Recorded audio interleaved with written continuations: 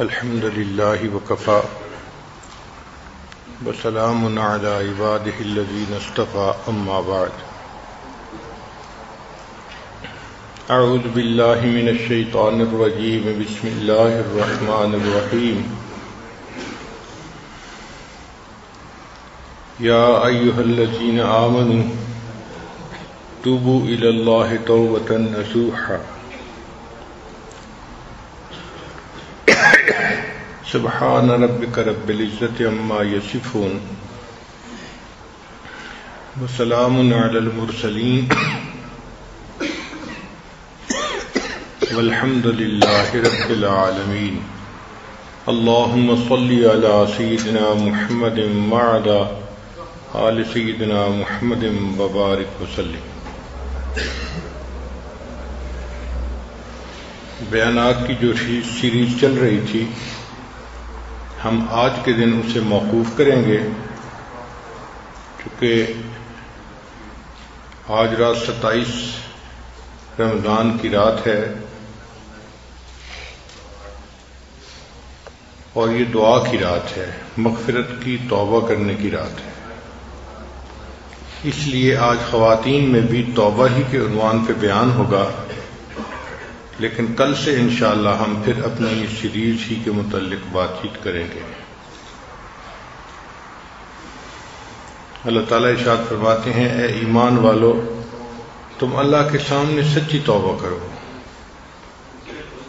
انسان جو کام بھی اللہ کے حکم کے خلاف کرتا ہے یا نبی علیہ السلام کی سنت کے خلاف کرتا ہے اس کو گناہ کہتے ہیں، اور ہر گناہ کا دنیاوی نقصان بھی ہے اور اخروی نقصان بھی ہے، یعنی دنیا میں بھی اس کے نقصانات نظر آتے ہیں اور آخرت میں تو اس کے نقصانات بہت زیادہ نظر آئیں گے۔ حافظ ابن قیم رحمۃ اللہ علیہ نے اپنی کتاب میں لکھا ہے کہ گناہوں کے دنیاوی نقصانات میں سے ایک یہ ہے کہ جو انسان گناہوں کا ارتکاب کرتا ہے اس کا دل اطاعت سے محروم ہو جاتا ہے، نماز پڑھنے کو دل نہیں کرتا، تلاوت کرنا بوجھ نظر آتا ہے، دعا مانگنی مصیبت نظر آتی ہے، ذکر سے دل گھبراتا ہے، تو اطاعت سے محرومی یہ گناہوں کا نقصان ہے۔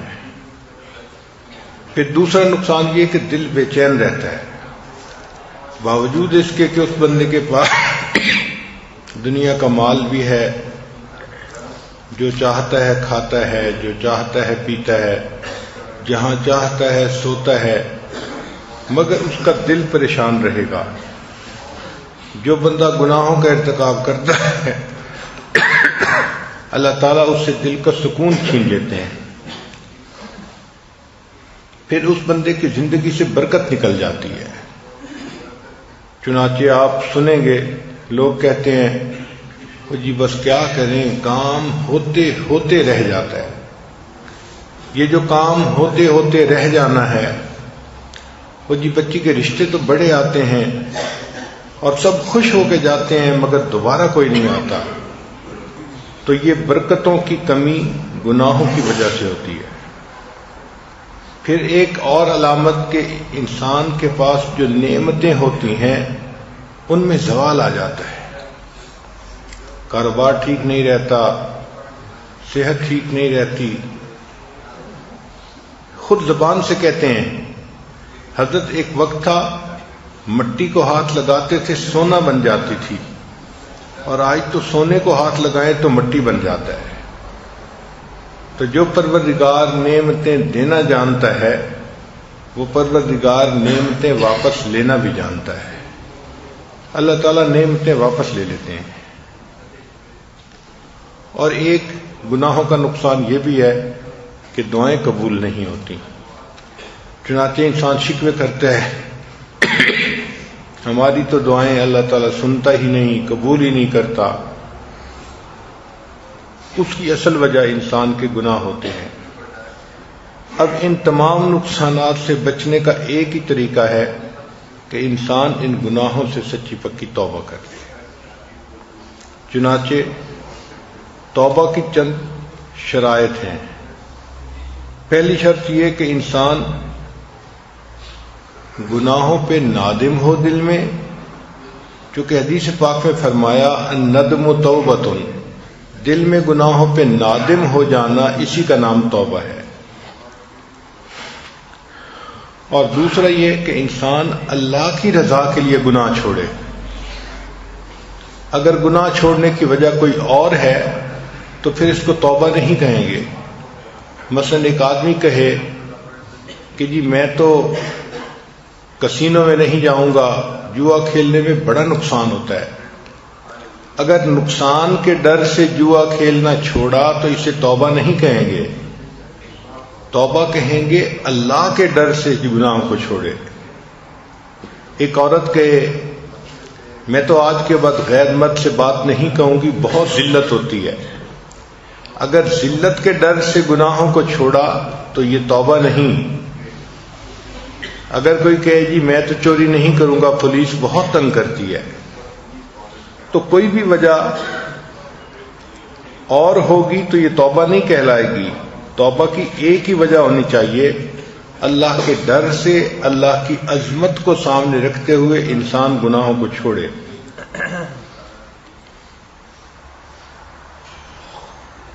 اور اس کے دل میں عزم ہو کہ میں نے آئندہ گناہوں کو بالکل نہیں کرنا۔ اگر وہ گناہ حقوق العباد سے متعلق ہیں تو ان کی معافی تلافی ہونی چاہیے، ان کو واپس کرنا پڑے گا، ادا کرنے پڑیں گے یا معافی مانگنی پڑے گی۔ پھر جو بندہ توبہ کرتا ہے اس کو اپنے نفس پہ اعتماد نہیں کرنا چاہیے۔ اگر نفس پہ اعتماد کرے گا تو نفس اس کو پھر دوبارہ گناہوں میں ملوث کر دے گا۔ پھر ایک اہم بات کہ انسان برے دوستوں کو چھوڑ دے، یہ توبہ کرنے کے بعد سب سے اہم کام ہے کہ انسان اپنے برے دوستوں کو چھوڑ دے۔ اگر دوست وہی رہیں گے تو اس کو دوبارہ وہ گناہ کی طرف کھینچ لیں گے۔ امام غزالی رحمۃ اللہ نے فرمایا یار بد مارے بد سے زیادہ برا۔ مارے بد فارسی میں کہتے ہیں زہریلے سانپ کو، کہ برا یار زہریلے سانپ سے بھی زیادہ برا۔ اور یہ بات سمجھ میں آتی ہے کہ سانپ ڈس لیتا ہے تو انسان کی جان چلی جاتی ہے، اور برا یار ڈس لیتا ہے تو انسان کا ایمان چلا جاتا ہے۔ تو یار بد مارے بد سے زیادہ برا۔ پھر وہ آگے لکھتے ہیں کہ یار بد شیطان سے بھی زیادہ برا۔ جب پہلی مرتبہ یہ بات پڑھی تو میرے اپنے دل میں یہ اشکال پیدا ہوا کہ وہ برا دوست کوئی فاسق و فاجر مسلمان بھی تو ہو سکتا ہے، تو ایک کلمہ گو مسلمان جتنا بھی برا ہو جائے کم از کم شیطان سے تو برا نہیں ہو سکتا۔ تو یہ کیوں لکھا امام صاحب نے کہ یار بد شیطان سے بھی زیادہ برا؟ لیکن آگے امام غزالی رحمۃ اللہ نے اس کی تفصیل دی۔ وہ فرماتے ہیں کہ شیطان انسان سے گناہوں کا ارتکاب جب کروانا چاہتا ہے تو اس کے ذہن میں وسوسہ ڈالتا ہے، اس کے ذہن میں میسج بھیجتا ہے، گناہ کرنے کا خیال ڈالتا ہے۔ اب وہ بندہ اس خیال پہ عمل کرے یا نہ کرے یہ بندے کی اپنی مرضی ہوتی ہے۔ شیطان میسج بھیجنے کے علاوہ کچھ نہیں کر سکتا۔ لیکن جو یار بد ہوتا ہے وہ صرف گناہوں کا خیال ہی ذہن میں نہیں ڈالتا، بندے کا بازو پکڑ کے اس سے زبردستی گناہ کروا دیتا ہے۔ تو اس سے پتہ چلا کہ یار بد شیطان سے بھی زیادہ برا ہوتا ہے۔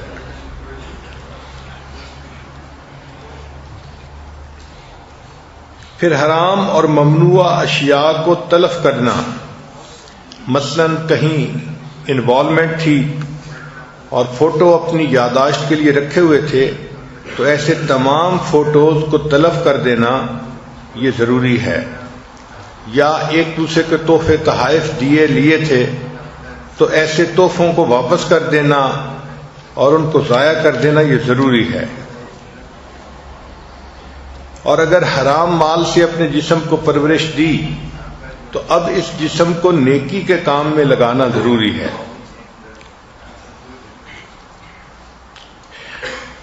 توبہ کرنے والے بندے کو چاہیے کہ وہ نیک دوست بنائے اور نیکوں کے محفل میں اپنا وقت زیادہ سے زیادہ گزارے. اور ایک اور بات بھی ہے کہ جو بندہ توبہ کرتا ہے اس کو چاہیے کہ توبہ کرنے والے تائبین کے واقعات وقتاً فوقتاً پڑھتا رہے. اس سے دل کو طاقت ملتی ہے، ہمت ملتی ہے اور انسان توبہ کے اوپر جمع رہتا ہے. حدیث مبارکہ میں ہے ایک خاتون تھی، وہ نبی علیہ السلام کی خدمت میں حاضر ہوئی. اے اللہ کے نبی صلی اللہ علیہ وسلم، مجھ سے بڑا گناہ سرزد ہو گیا. نبی علیہ السلام نے چہرہ انور دوسری طرف پھیر لیا. وہ دوسری طرف سے آئی اور پھر اس نے کہا اے اللہ کے حبیب صلی اللہ علیہ وسلم، مجھ سے بڑا گناہ سرزد ہو گیا. پھر تیسری طرف رخ پھیر لیا، پھر اس نے یہی کہا. پھر چوتھی طرف. جب 4 مرتبہ اس عورت نے اقرار کیا تو نبی علیہ السلام نے اسے کہا کہ تجھے وہم ہو گیا ہوگا. اس نے کہا نہیں اے اللہ کے نبی صلی اللہ علیہ وسلم، میں حاملہ ہوں اور بچے کی ماں بننے والی ہوں، مجھے اس میں کوئی شک نہیں ہے، میں نے گناہ کا ارتکاب کیا ہے. تو نبی علیہ السلام نے اسے فرمایا اچھا جب بچے کی ولادت ہو جائے تو پھر میرے پاس آنا. چنانچہ یہ عورت گھر واپس آ گئی. اب ذرا سوچئے، اس کو کسی پولیس نے نہیں پکڑا ہوا تھا، یہ کوئی جیل میں بند نہیں تھی، یہ اپنے گھر میں زندگی گزار رہی تھی، مگر یہ اپنے ضمیر کی قیدی تھی. اس کو آرام نہیں تھا، اطمینان نہیں تھا، اس کا وقت نہیں گزر رہا تھا. یہ پریشان تھی اس بات پہ کہ میں نے گناہ کا ارتکاب کیا. اب جب تک میرے اوپر حد جاری نہیں ہوگی میں اپنے اللہ کو چہرہ نہیں دکھا سکتی، میں اللہ تعالیٰ کے سامنے قیامت کے دن پیش نہیں ہو سکتی. چنانچہ اس کے دل کو ایک فکر لگی ہوئی تھی، ایک پریشانی لگی ہوئی تھی، ایک غم تھا جس نے اس کو بے چین کیا ہوا تھا. چنانچہ 8-9 مہینے تھوڑے نہیں ہوتے، اتنا لمبا عرصہ اس نے گزارا اور بالآخر اس کے ہاں بیٹے کی ولادت ہوئی. تو ایک دن وہ اپنے بیٹے کو لے کے نبی السلام کی خدمت میں آئی. اے اللہ کے حبیب صلی اللہ علیہ وسلم، میرے ہاں بیٹے کی ولادت ہوئی ہے. نبی علیہ السلام نے فرمایا کہ کوئی اور عورت ہے قریب میں جو اس بچے کو دودھ پلائے؟ اس نے کہا نہیں، کوئی اور عورت تو نہیں ہے، میں ہی ہوں. اور اس زمانے میں یہ فیڈر والی مائیں نہیں ہوتی تھیں جو فارمولا دودھ پلاتے ہیں.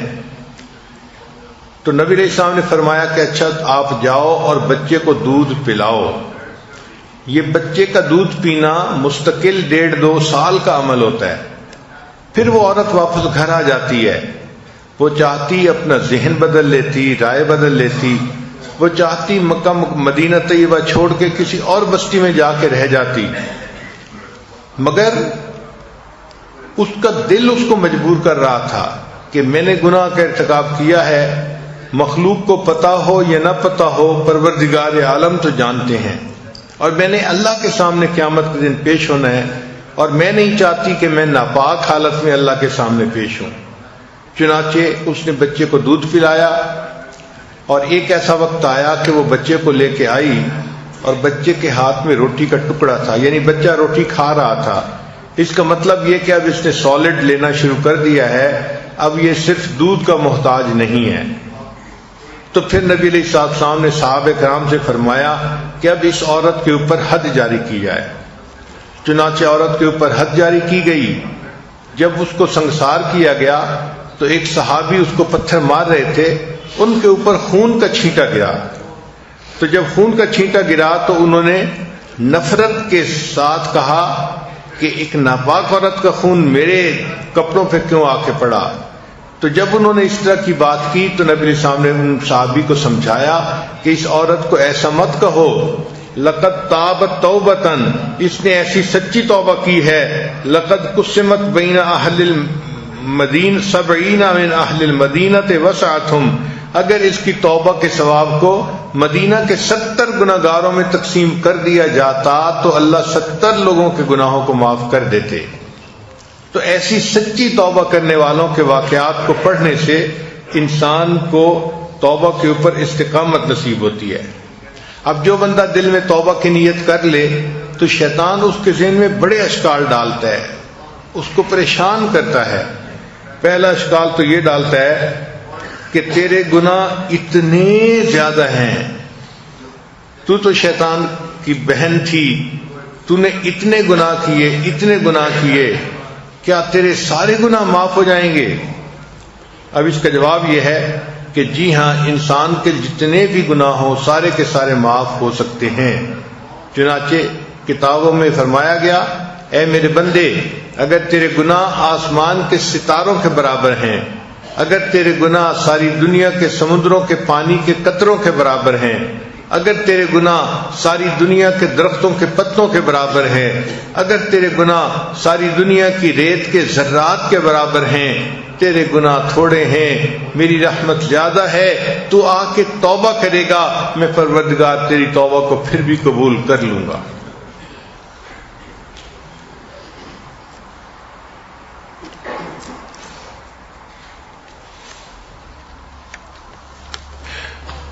دوسرا سوال ذہن میں ڈالتے ہیں، او جی میں تو گناہوں سے توبہ کر چکی ہوں، لیکن جو میرے تعلق والے لوگ تھے نا، وہ مجھے توبہ پہ جمے نہیں رہنے دیتے۔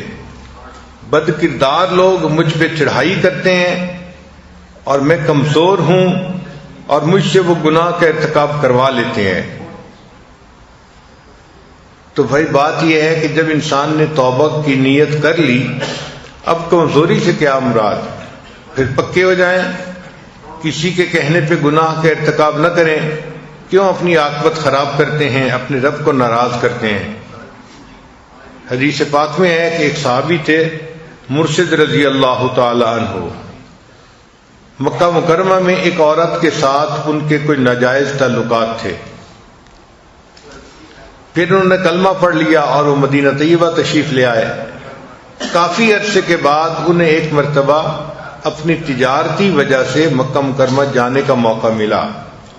جب وہ مغرب کے قریب وہاں پہنچے تو ایک گلی میں سے گزر رہے تھے کہ اس عورت کی نظر پڑ گئی، تو اس عورت نے ان کو ویلکم کیا اور ان سے کہنے لگی کہ بڑا عرصہ ہو گیا اور میں نے آپ کو دیکھا ہی نہیں، اور اس نے وہی گانے شروع کیے جو عورتیں گاتی ہیں، آئی miss you, I love you.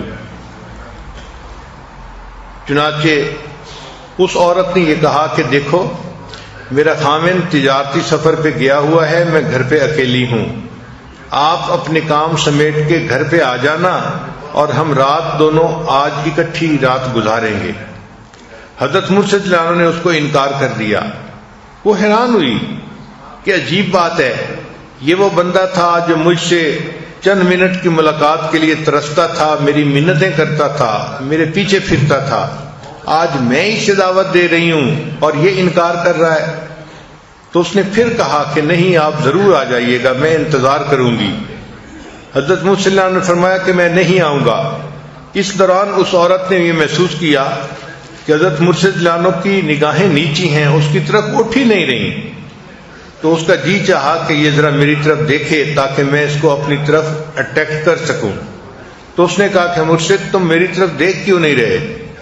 تو انہوں نے جواب دیا، اب ان آنکھوں نے اس چہرے انور کو دیکھ لیا ہے کہ جس کو دیکھنے کے بعد اب یہ غیر محرم عورت کے اوپر نہیں پڑ سکتی۔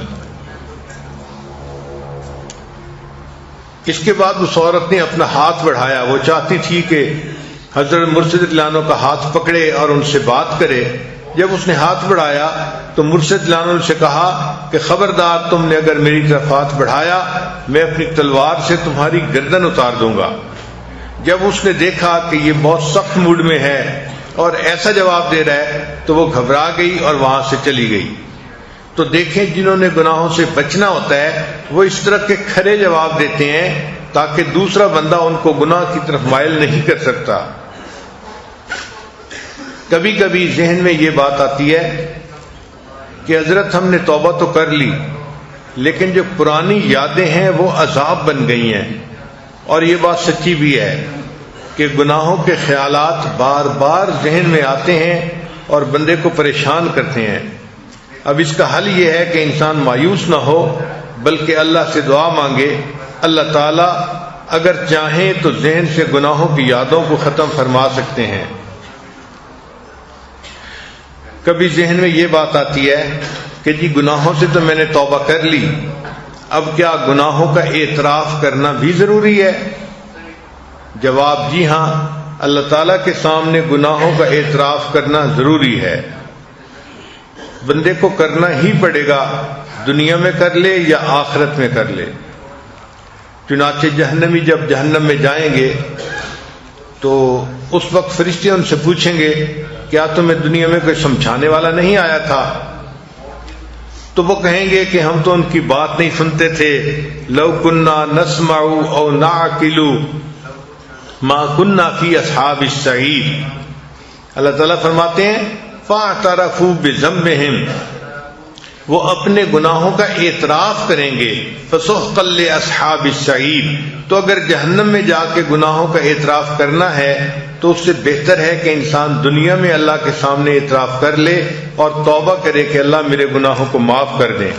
نبی علیہ السلام نے ایک حدیث پاک میں دعا سکھائی، ابو لک بنعمتک و ابو بذنبی، اے اللہ میں نعمتوں کا اعتراف کرتا ہوں اور جو گناہوں کا ارتکاب کیا میں ان کا بھی اعتراف کرتا ہوں۔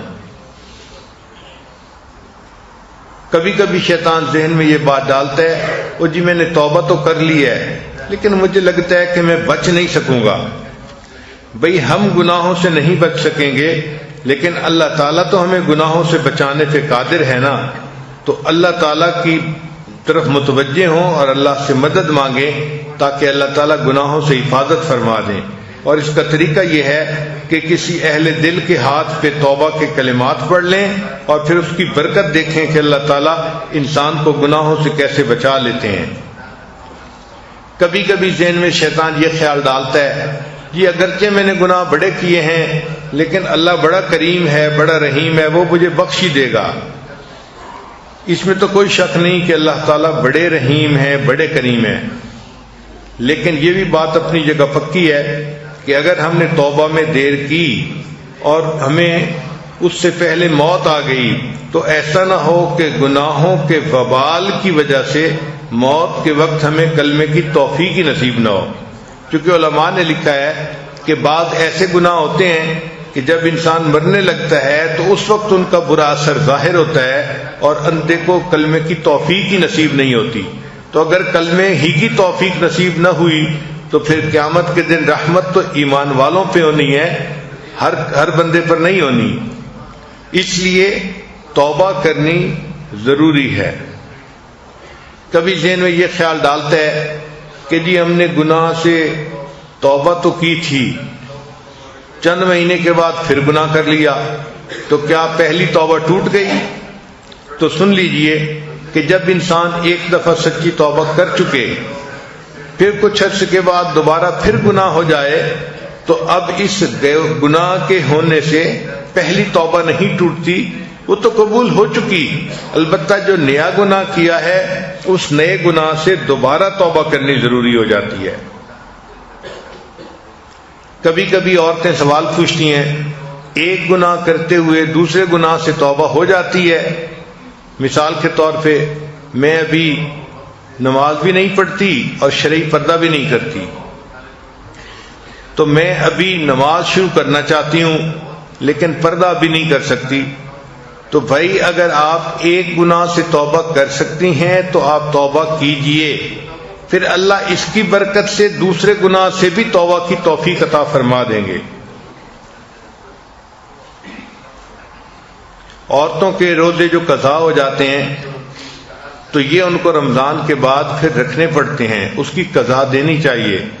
یا عورتیں کئی مرتبہ فرض نماز قضا کر دیتی ہیں تو ان کو قضا نمازیں ادا کرنی چاہیے، خود بخود معاف نہیں ہوں گی۔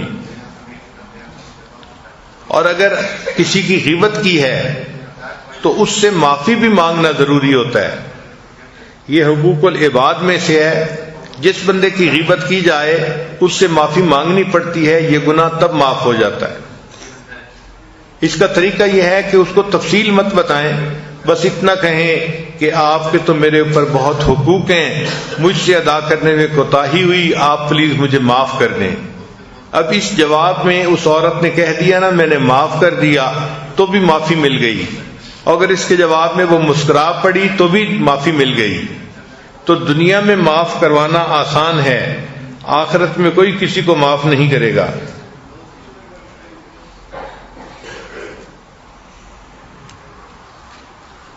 اب رہ گئی بات کہ جو انسان توبہ کرتا ہے اس کو توبہ کرتے وقت کیفیت کیا ہونی چاہیے. حضرت ابوبکر صدیق لعنہ نبی علیہ السلام سے روایت کرتے ہیں، فرماتے ہیں ما من رجل یذنب ذنبا ثم یقوم فیتطہر ثم یصلی رکعتین ثم یستغفر اللہ غفر اللہ لہ، کہ جو بندہ گناہ کا ارتکاب کر بیٹھے اگر وہ وضو کر لے اور 2 رکعت توبہ کے پڑھ لے پھر اللہ کے سامنے استغفار کرے، اللہ تعالیٰ اس کے گناہوں کو معاف کر دیتے ہیں. تو اس کے لیے ضروری ہے کہ انسان اللہ کی طرف رجوع کرے اور اپنے گناہوں کی اللہ سے معافی مانگے.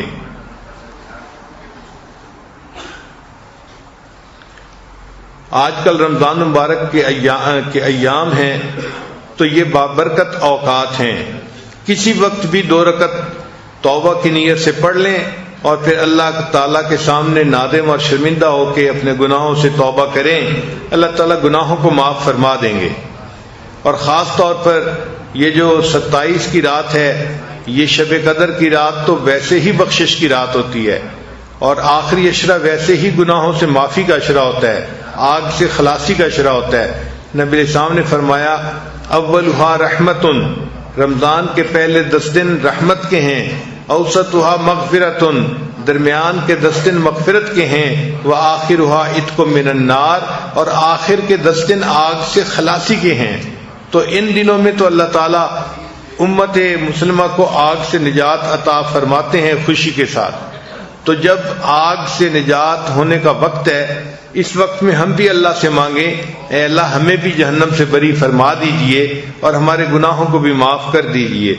چنانچہ آج کی اس مجلس میں اپنے پچھلے گناہوں سے سچی پکی توبہ کی نیت کر لیجئے اور اللہ سے دعا کیجئے کہ اللہ ہمارے ان تمام گناہوں کو معاف فرما دے اور آئندہ ہمیں نیکوکاری کی زندگی نصیب فرما دے. توبہ کرتے وقت بندے کی دل کی کیفیت کیا ہونی چاہیے، یہ بڑا اہم نقطہ ہے کہ دل میں اللہ کی طرف رجوع ہو اور انسان ہر طرف سے ہٹ کٹ کے بس اللہ سے لو لگا کے اللہ سے مانگ رہا ہو. وہب منبر رحمۃ اللہ علیہ فرماتے ہیں کان فی زمن موسیٰ علیہ الصلوۃ والسلام شاب عاصم، کہ حضرت موسیٰ علیہ السلام کے زمانے میں ایک نوجوان تھا جو بڑا نافرمان تھا، بڑا سرکش تھا. مسرف علی نفسہ، وہ اپنی جان پہ بڑی زیادتی کرتا تھا، بڑے گناہ کرتا تھا، اور اتنا برا تھا کہ بستی کے لوگ اس سے تنگ آ گئے تھے اور سب نے مل کے فیصلہ کیا کہ اس نوجوان کو یہاں سے نکال دیا جائے. چنانچہ جب اس نے اگلی مرتبہ پھر گناہ کا ارتکاب کیا، فَأَخْرَجُوهُ مِنْ بَيْنِهِمْ لِسُوءِ فِعْلِهِ، تو ساری بستی والوں نے اس کے برے کاموں کی وجہ سے اسے بستی سے نکال دیا. جب اس کو بستی سے دھکے دے کے نکالا گیا تو وہ دکھی تھا، اس کو ذلت اٹھانی پڑی تھی، تکلیف ہوئی تھی. وہ بستی کے دروازے سے نکلا اور دروازے کے سامنے درختوں کا ایک جھنڈ تھا، وہاں جا کر وہ بیٹھ گیا. فَحَضَرَتْهُ الْوَفَاةُ فی خربۃ علی باب البلد، اس بستی کے دروازے کے بالکل سامنے ویرانے میں اس بندے کی موت کا وقت آ گیا. لگتا ہے کہ وہ بیمار ہو گیا، سردی کا موسم تھا، اور جب انسان کو بیماری ہو اور دوائی بھی نہ ہو تو بیماری ایگریویٹ ہو جاتی ہے. چنانچہ 1-2 دن میں ہی اس بندے کی جو ہے آخری سمپٹم جو تھے وہ آ گئے. اب جب اس کا آخری وقت قریب آ گیا، نظر یمنتم و یسرتن، اس نے اپنے دائیں دیکھا، اپنے بائیں دیکھا، نہ اس کو اپنا کوئی دوست نظر آیا، نہ رشتہ دار نظر آیا، نہ ماں نظر آئی، نہ بیوی نظر آئی. اس نے اپنے آپ کو اکیلا پایا اور اپنے آپ کو ذلت کی حالت میں دیکھا. جب اس نے اپنے آپ کو اس حالت میں دیکھا تو پھر اس نے آسمان کی طرف آنکھیں اٹھائیں اور اللہ سے دعا کی کہ اے اللہ اب میرے اوپر رحمت فرما دیجئے دنیا کے لوگوں نے مجھے چھوڑ دیا مگر آپ مجھے نہ چھوڑیے، میرے اوپر رحمت کی نظر ڈال دیجئے۔ اے اللہ میری ماں ہوتی جو مجھے تسلی کی باتیں کرتی، میرے پاس میری بیوی ہوتی مجھ سے محبت کا اظہار کرتی، اے اللہ میرے پاس میرا کوئی بھی نہیں، اے اللہ صرف تیری ذات ہے، میرا کوئی نہیں اللہ تیرے سوا، اے اللہ بس میری ساری امیدیں آپ کے ساتھ لگی ہوئی ہیں، آپ مجھے اپنے سے دور نہ کیجیے گا، آپ مجھے اپنے در سے نہ دھتکاریے گا، اے اللہ میرے گناہوں کو معاف کر دیجئے۔ جب اس بندے نے اس طرح اظہار جو ہے ابدیت کیا اور اپنے آپ کو اللہ کے سامنے پامال کیا تو اللہ تعالیٰ کو اس کے اوپر ترس آ گیا، چنانچہ اللہ تعالیٰ نے حضرت موسیٰ علیہ السلام کو وحی نازل فرمائی، اے پیارے موسیٰ علیہ السلام میرے اولیاء میں سے ایک ولی کو موت آ گئی ہے، آپ بنی اسرائیل کے لوگوں کو بتا دیجئے کہ وہ آئیں اور اس کا جنازہ پڑھیں، جو بندہ بھی اس کا جنازہ پڑھے گا میں جنازہ پڑھنے والے کے گناہوں کو بھی معاف کر دوں گا۔ اللہ اکبر کبیرہ، اللہ آپ کتنے مہربان ہیں کہ ایک خطا کار اور گناہ گار بندے کو ایسا مقام دے دیتے ہیں کہ جو اس کا جنازہ پڑھے اس کے بھی گناہ معاف۔ چنانچہ موسیٰ علیہ السلام نے اعلان کر دیا اور بہت سارے لوگ فکاسر الناس، بہت کثیر تعداد میں لوگ جنازہ پڑھنے کے لیے آ گئے۔ فلما حضروہ، جب وہ وہاں حاضر ہوئے، عارفوہ، انہوں نے اس کو پہچانا تو وہ کہنے لگے کہ اے موسیٰ علیہ السلام یہ تو وہی نوجوان ہے جس کو ہم نے اپنی بستی سے نکال دیا تھا اس کے برے کاموں کی وجہ سے، آپ کہہ رہے ہیں یہ اللہ کا ولی ہے۔ حضرت موسیٰ علیہ السلام بھی اس پر بڑے حیران تھے۔ اللہ تعالیٰ نے موسیٰ علیہ السلام پر وحی نازل فرمائی، اے میرے پیارے موسیٰ علیہ السلام یہ لوگ ٹھیک کہتے ہیں، فرق یہ ہے کہ جب اس بندے کی موت آئی اس وقت اس نے دائیں بائیں دیکھا، کوئی اپنا نہ ملا، اس کے دل میں بات آئی کوئی میرا یار ہوتا مجھ سے یاری کرتا، کوئی دلدار ہوتا مجھ سے دلداری کرتا، میرا کوئی نہیں میرے پاس، اے اللہ اس وقت میں بس میں آپ کی طرف متوجہ ہوتا ہوں کہ آپ میرے اوپر رحم فرما دیجئے اور میرے گناہوں کو معاف فرما دیجئے۔ لہذا جس عاجزی اور زاری کے ساتھ اس نے توبہ کی تھی اس کی وجہ سے میں نے اس کے گناہوں کو معاف کر دیا، میں نے اس بندے کے جو ہے وہ اس کو اپنے اولیاء میں شامل فرما دیا۔ پھر اللہ تعالیٰ فرماتے ہیں فتعجب موسیٰ من ذالک، حضرت موسیٰ علیہ السلام اس بات پہ بڑے حیران ہوئے کہ اللہ رب العزت نے اتنے فاسق اور فاجر بندے کو بھی اپنے اولیاء میں شامل فرما دیا۔ اس پر اللہ تعالیٰ نے فرمایا کہ اے میرے پیارے موسیٰ علیہ السلام اس بندے نے مجھے میری رحمت کا واسطہ دیا، یا موسیٰ، اے موسیٰ علیہ السلام افکان یحسن بی ان اردہ، کیا یہ بات مجھے سجدی تھی کہ میں اس کی بات کو رد کر دیتا؟ وہ غریب علی ہذہ الصفۃ، اور وہ پردیسی جو تھا اس حال میں تھا کہ اس کے پاس اپنا کوئی بھی نہیں تھا اور وہ اکیلا تھا۔ وقت توسل الی بی، اور اس نے مجھے میری رحمت کا واسطہ دے دے کے دعائیں مانگی۔ وتضرع بین یدی، اور میرے سامنے خوب گڑ گڑایا۔ وعزتی وجلالی، اے موسیٰ علیہ السلام مجھے اپنی عزت اور جلال کی قسم، لو سألنی فی المذنبین من اہل الارض جمیعا لوہبتہم لہو لذل غربتہ، اگر وہ بندہ اس وقت مجھ سے ساری دنیا کے گناہ گاروں کی بخشش کی دعا مانگتا میں اس کی دعا پر ساری دنیا کے گناہ گاروں کی بخشش کر دیتا۔ پھر اللہ فرماتے ہیں یا موسیٰ، اے موسیٰ علیہ السلام انا کہف الغریب، میں پردیسی کی پناہ گاہ ہوں، وحبیبہ، اور جس کا کوئی دوست نہیں ہوتا اس کا دوست میں ہوتا ہوں، وطبیبہ، اور جس کا کوئی طبیب نہیں ہوتا اس کا طبیب میں ہوتا ہوں، وراحمہ، اور جس کا کوئی رحم کرنے والا نہیں ہوتا اس پر رحم کرنے والا میں ہوتا ہوں۔ سوچئے اگر ایک نوجوان سچی توبہ کرتا ہے اللہ تعالیٰ اس کی وجہ سے ساری دنیا کے گناہ گاروں کی بخشش پہ آمادہ ہو جاتے ہیں۔ ہم بھی اسی طرح توبہ کریں کہ اپنے رب کو منائیں۔ اللہ تعالیٰ آج رمضان مبارک کے اس دن میں ہمارے گناہوں کی بخشش فرما دے اور ہمیں بھی اللہ اپنے مقبول بندوں میں شامل فرمائے۔ وآخر دعوانا ان الحمد للہ رب العالمین۔ دعا سے پہلے تھوڑی دیر کے لیے مراقبہ کر لیجئے۔ آنکھوں کو بند کر لیجئے، سر کو جھکا لیجئے، دنیا اور جو کچھ دنیا میں ہے اس سے ہٹ کٹ کے اللہ تعالیٰ کی یاد میں ڈوب جائیے. اپنے من کے دریچے کو کھولیے، اپنی اصل تصویر کو دیکھیے. ہوا و حرص والا دل بدل دے، میرا غفلت میں ڈوبا دل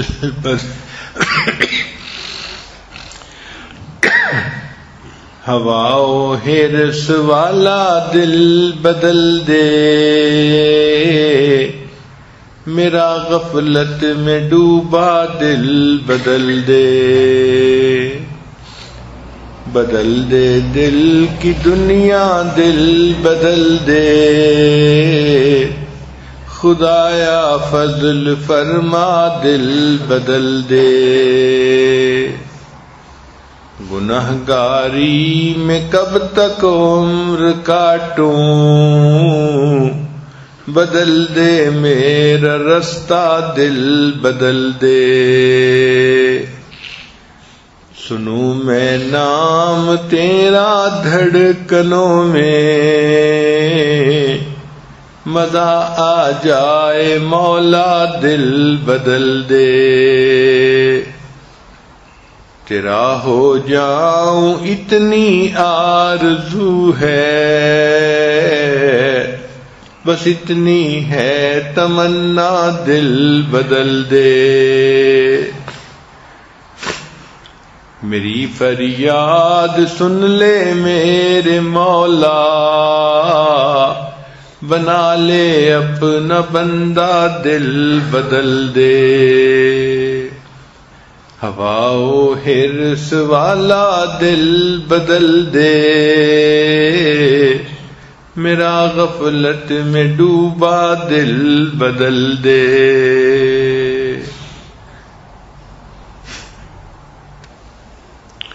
لا الہ الا اللہ محمد الرسول اللہ. دعا کریے. سبحان ربی الوهاب اللهم صل على سيدنا محمد وعلى آل سيدنا محمد وبارك وسلم. اللهم انت السلام ومنك السلام تبارک الجلال والاکرام.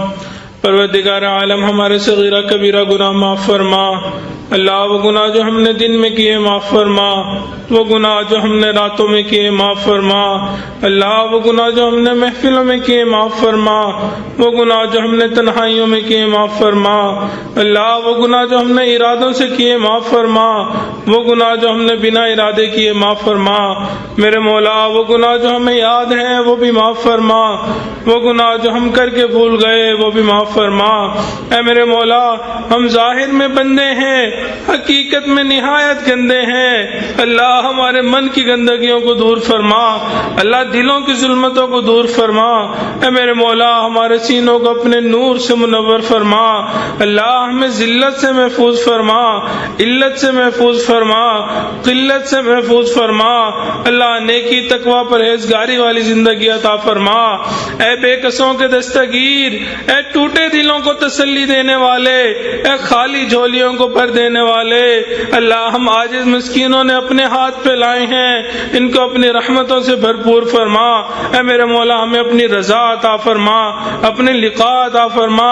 اللہ سنتوں سے بھری ہوئی زندگی عطا فرما.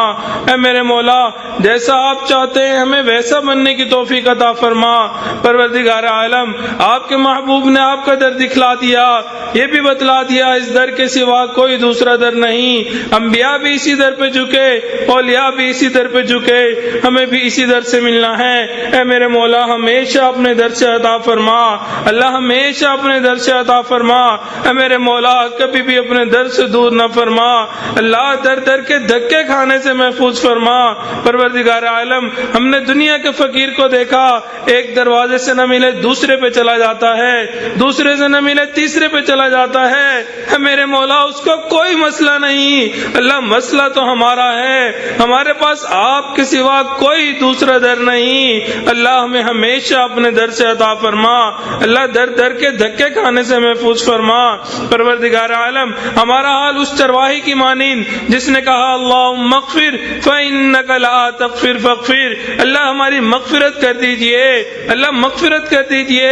اے میرے مولا اگر مغفرت نہیں کرنی، اتنے گناہگار خطا کار ہیں، اے میرے مولا ہم پھر کہاں جائیں؟ اللہ پھر بھی ہماری مغفرت کر دیجئے، اے میرے مولا معاف فرما دیجئے۔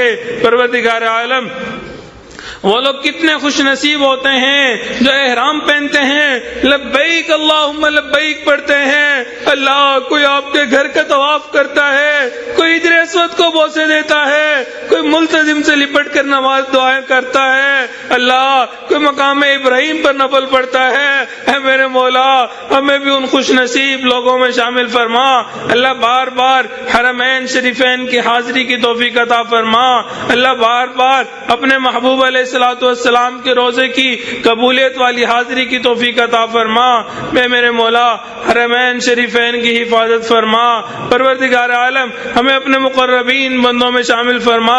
اللہ بڑی دیر سے آئے ہیں، بڑی دور سے آئے ہیں، اللہ بڑی امیدیں لے کے آئے ہیں، آپ کے ایک نیک بندے کی محفل میں جائیں گے، توبہ طائب ہوں گے، اللہ اللہ سیکھیں گے۔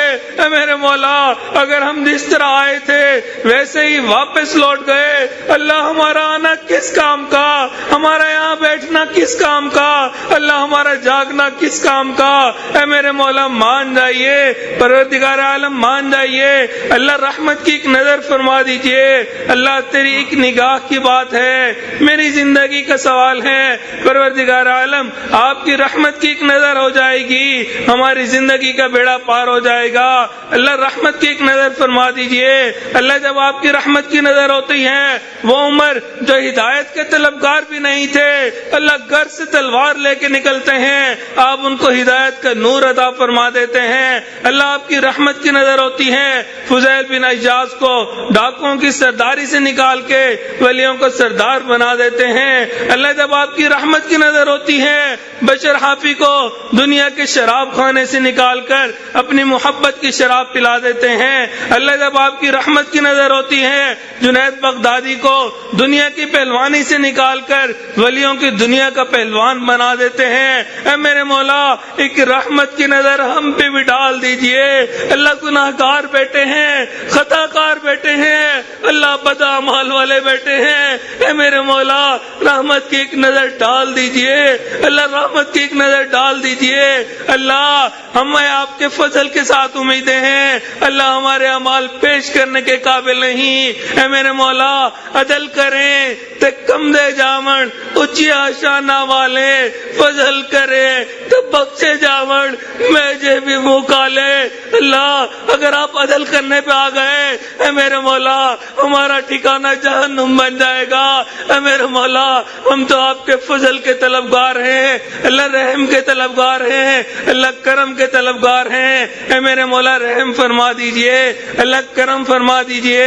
اللہ ہم آپ کے وہ ناز نخروں میں پلے ہوئے بندے ہیں جن سے سورج کی گرمی برداشت نہیں ہوتی، اللہ ہم سے جہنم کی گرمی کیسے برداشت ہوگی؟ اللہ ہمارے سے تو دو بندوں کے سامنے کی ذلت و شرمندگی برداشت نہیں ہوتی، اللہ قیامت کے دن اگر آپ نے ہمارا نامہ اعمال کھول دیا، اے میرے مولا وہاں تو آقا بھی موجود ہوں گے، اللہ اولیاء بھی موجود ہوں گے، اللہ مشائخ بھی موجود ہوں گے، اے میرے مولا وہ کیا کہیں گے؟ اے میری امتیوں کے لوگوں، میں نے تمہارے لیے ساری جھاگ جھاگ کر دعائیں مانگی، امتی امتی کر کے وقت گزارا، تم نے میری سنتوں کی کیا لاج رکھی، کیا نام اعمال میں لے کے آئے؟ اللہ اس سے بہتر جہنم میں جانا لگے گا۔ پروردگار عالم ہمیں بلا حساب کتاب جنت عطا فرما، اللہ اپنے نیک لوگوں میں شامل فرما، اے میرے مولا قبر کے عذاب سے محفوظ فرما، حشر کے حساب سے محفوظ فرما، اللہ پل صراط سے گزرنا آسان فرما، اے میرے مولا اپنے نیک لوگوں میں شامل فرما۔ اللہ ہم نے اپنے بڑوں سے سنا ہے قیامت کے دن کچھ لوگ اس حال میں اٹھیں گے، آپ ان کو دیکھ کے مسکرائیں گے، وہ آپ کو دیکھ کے مسکرائیں گے، اللہ بہت حسرت ہے ہم بھی ان لوگوں میں شامل ہوں، اگرچہ برے اعمال والے ہیں، چھوٹا منہ بڑی بات، مگر میرے مولا بہت حسرت ہے جب ہم اٹھے ہم آپ کو دیکھ کے مسکرائے، آپ ہمیں دیکھ کے مسکرائے۔ پروردگار عالم ہمیں ان نیک لوگوں میں شامل فرما، اے میرے مولا ہم دنیا میں اس وقت میں آئے آپ کے حضور کا دیدار نہ کر سکے، آپ کے محبوب کا دیدار نہ کر سکے۔ اللہ بہت حسرت ہے اس چہرے کو دیکھیں جسے آپ نے وضوا کہا، ان زلفوں کو دیکھیں جنہیں آپ نے واللیل کہا۔ اے میرے مولا، ہم نے سنا ہے قیامت کے دن آپ کچھ لوگوں کو اندھا کھڑا کریں گے۔ اللہ ہمارا نام اعمال تو ایسا ہی ہے، اللہ ہم اسی قابل ہے، مگر ہے میرے مولا اگر آپ نے ہمیں اندھا کھڑا کر دیا اللہ وہاں بھی دیدار نہ کر سکیں گے۔ اللہ ہمیں اس دوہری محرومی سے بچا لیجئے، اللہ دوہری محرومی سے بچا لیجئے۔ اللہ آقا کا دیدار عطا فرما، اللہ ان کے ہاتھوں حوض کوثر کا جام عطا فرما، ان کی شفاعت عطا فرما، ان کے قدموں تلے جگہ عطا فرما، اللہ جنت میں ان کا ساتھ عطا فرما۔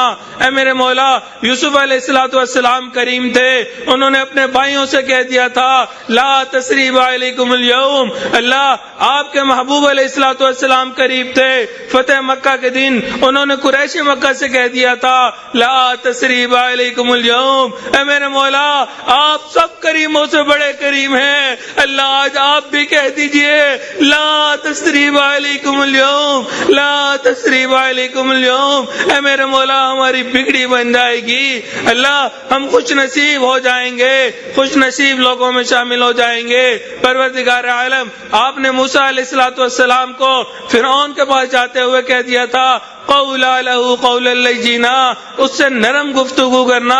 اے میرے مولا، جو انا ربکم الاعلی کا دعویٰ کرتا ہے اللہ آپ اس کے ساتھ نرمی کا معاملہ فرمانے کا کہتے ہیں۔ اے میرے مولا، یہاں مجمع میں جتنے مرد بیٹھے ہیں یہ دور عورتیں بیٹھی ہیں، اللہ ان میں سے تو کوئی بھی انا ربکم الاعلی نہیں کہتا، یہ تو دن میں کئی مرتبہ سجدے میں سر رکھ کے سبحان ربی الاعلی کہتے ہیں۔ اللہ یہ تو آپ کے چاہنے والوں کا مجمع ہے، اللہ آپ کے عشاق کا مجمع ہے۔ اے میرے مولا، نرمی کا معاملہ کر لیجئے، اللہ آسانی کا معاملہ کر لیجئے، اللہ رحم کا معاملہ کر دیجئے۔ اے میرے مولا، ہم سے راضی ہو جائیے، اللہ راضی ہو جائیے، اگر راضی نہیں ہونا اللہ پھر بھی راضی ہو جائیے۔ اللہ آپ کو منانا اس وقت تک ضروری جب تک کہ آپ مان نہ جائیں۔ پیارے اللہ مان جائیے، سونے اللہ مان جائیے، میرے اللہ مان جائیے، اللہ مان جائیے۔ اے میرے مولا، ہم نے اس دنیا میں دیکھا عورتیں اگر چل کے کسی گھر میں چلی جائیں لوگ قتل کے مقدمے معاف کر دیتے ہیں۔ اے میرے مولا، دور قریب سے یہ عورتیں آپ کی رضا کے لیے چل کے آئی ہوئی ہیں، اے میرے مولا ان کے دلوں کی نیک تمنائیں پوری کر لیجئے، اللہ نیک حاجات پوری کر لیجئے۔ اللہ یہ کمزور ہوتی ہیں، دلوں کی باتیں بیان نہیں کر سکتی، یہ جائیں تو کہاں جائیں، کہیں تو کس سے کہیں، مانگے تو کس سے مانگے۔ اللہ آپ دلوں کا بھید جانتے ہیں، دلوں کی تمام نیک تمناؤں کو پورا فرما۔ اے میرے مولا، جتنے لوگ یہاں پہ آئے اللہ نیک امیدیں لے کے آئے، سب کی نیک امیدوں کو پورا فرما۔ اے میرے مولا، شریعت و سنت پہ عمل کرنے کی توفیق عطا فرما۔ اللہ ہمیں قرضوں سے محفوظ فرما، مرضوں سے محفوظ فرما، جان مال کی حفاظت فرما، عزت آبرو کی حفاظت فرما، اللہ ہمارے ایمان کی حفاظت فرما۔ اے میرے مولا، سیدھا رستہ ملنے کے بعد بھٹکنے سے محفوظ فرما، اللہ علم حاصل ہونے کے بعد جہالت کے کاموں سے محفوظ فرما، اللہ ہدایت ملنے کے بعد گمراہی سے محفوظ فرما۔ اے میرے مولا، اپنے قرب کے بعد دوری سے محفوظ فرما، اللہ عزت ملنے کے بعد ذلت سے محفوظ فرما، اللہ حاسدین کے حسد سے محفوظ فرما، دشمنوں کی دشمنی سے محفوظ فرما، اللہ دوستی کے رنگ میں دشمنی کرنے والوں سے بھی محفوظ فرما۔ پروردگار عالم، نفس و شیطان سے محفوظ فرما۔ اے میرے مولا، رمضان المبارک کے آخری ایام باقی ہیں، اللہ ڈر لگتا ہے، جبرائیل امین نے بد دعا دی تھی ہلاک ہو جائے وہ شخص جس نے رمضان پایا اپنی مغفرت نہ کروائی۔ اللہ آپ کے محبوب نے اس پہ آمین کہی تھی۔ اے میرے مولا، اگر ہماری مغفرت نہ ہوئی اللہ ہم تو ہلاک ہو جائیں گے، برباد ہو جائیں گے۔ اے میرے مولا، مغفرت فرما دیجئے، اللہ مغفرت فرما دیجئے۔ پروردگار عالم، ہمارے گھروں کو جنت کا نمونہ بنا دیجئے، اللہ جنت کا نمونہ بنا دیجئے۔ آپس میں الفت محبت عطا فرما۔ اے میرے مولا، جو قرض کی وجہ سے پریشان ان کی پریشانی کو دور فرما، جو مرض کی وجہ سے پریشان ان کی پریشانی کو دور فرما۔ پروردگار عالم، عافیت والا حلال پاکیزہ طیب رزق عطا فرما۔ اے میرے مولا جو مانگا وہ بھی عطا فرما، جو مانگنا چاہیے تو نہیں مانگ سکے وہ بھی عطا فرما۔ پروردگار عالم ہمارے حضرت جی کا سایہ ہمارے سروں پہ تادیر قائم و دائم فرما۔ اللہ ان کی صحت میں برکت عطا فرما، اللہ عزت میں برکت عطا فرما، اللہ فیصلوں میں برکت عطا فرما۔ اے میرے مولا قدم قدم برکت شامل حال فرما۔ اے میرے مولا اتنے دور سے ہم آئے ہیں، حضرت اتنی تکالیف برداشت کرتے ہیں، ہمارے لیے اتنا مجاہدہ کرتے ہیں، اللہ ہم نے پھر بھی کچھ حاصل نہ کیا، کچھ سبق نہ پایا، اللہ ہمارا یہاں آنا کس کام کا؟ پروردگار عالم ہمیں نسبت کا نور عطا فرما، اللہ اس نور کو دنیا کے کونے کونے میں پہنچانے کی توفیق عطا فرما۔ اللہ ہماری اولادوں کو نیکوکار بنا، فرما بردار بنا، ماں باپ کی آنکھوں کی ٹھنڈک بنا۔ اے میرے مولا اولاد کے غموں سے محفوظ فرما، اولاد کے دکھوں سے محفوظ فرما، اللہ اولاد کی پریشانیوں سے محفوظ فرما، اللہ جو رشتے کی وجہ سے پریشان ان کی پریشانیوں کو بھی دور فرما، اللہ جو نیک صالح اولاد نرینہ کے طلبگار ان کو نیک صالح اولاد نرینہ عطا فرما۔ پروردگار عالم جو مانگا وہ بھی عطا فرما، جو مانگنا چاہیے تھا نہیں مانگ سکے وہ بھی عطا فرما۔ ربنا تقبل منا انك انت السميع العليم تب علينا انك انت التواب الرحيم صلی اللہ تعالی علی حبیبہ سیدنا محمد وآلہ واصحابہ اجمعین برحمتک یا ارحم الراحمین۔